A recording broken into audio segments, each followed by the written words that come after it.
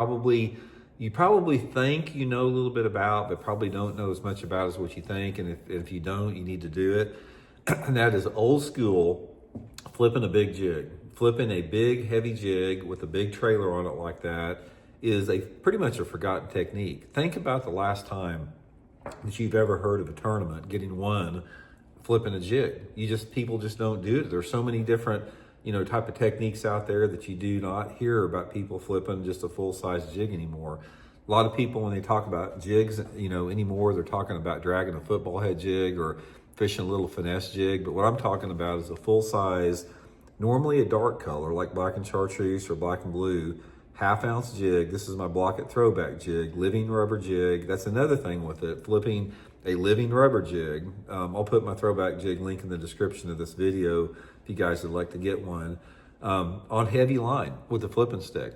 So we're talking about 25-pound test fluorocarbon line, flipping stick, half-ounce jig, normally with a big trailer like the Zoom Super Chunk right here, or a salty chunk, or even a pork frog can be really good with that. Now, I don't understand why the flipping a big jig has become such a forgotten technique, because it's still an incredible way to catch fish.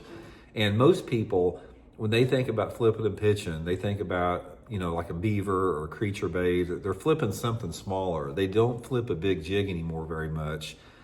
Only the people that do it pretty much are just the hardcore old school jig fishermen.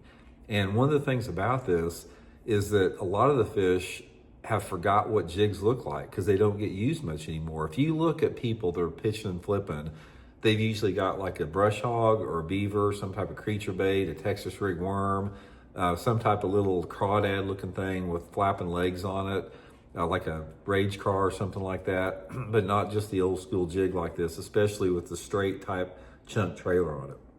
So let's get into why this works and why you really need to master it, and some tips and advice on how to master it. First of all, when you go to a big jig like this, you're not going to get as many bites.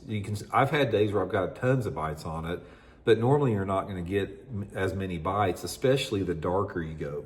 If you stay with the lighter colors like the browns and greens, you're going to get more bites. But as you go to the black and blues and the black and chartreuses, you're not going to get as many bites, but your fish are going to be bigger. Your fish are going to average probably a half a pound or pound bigger. If you throw these two jigs right here in the color variations, you're probably going to average a half to a pound bigger on the dark jig like this. That's just sort of the inherent nature of that.